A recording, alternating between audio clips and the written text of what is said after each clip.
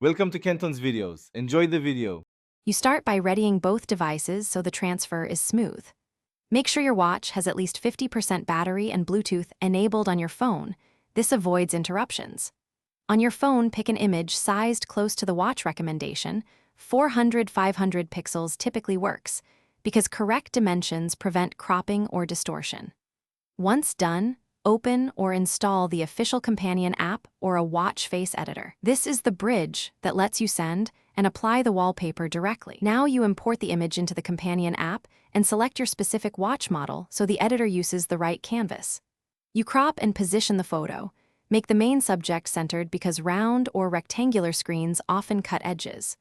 Once positioned, tweak brightness and contrast so icons remain legible. Use mild sharpening if needed. After editing, save the design as a draft and upload or export to the watch. This staged step ensures you can revise without starting over. Finally, initiate the sync from the app and watch the progress indicator until it completes, because interrupted transfers yield partial installs. Once the wallpaper appears on the watch, set it as the active face and inspect time and widget contrast to ensure readability. Adjust and resend if numbers or icons hide. If it fails, reboot the watch and phone, resize the image to recommended specs, and try again. Make sure the companion app is up to date before repeating the upload. Thanks for watching. Consider subscribing if we helped you.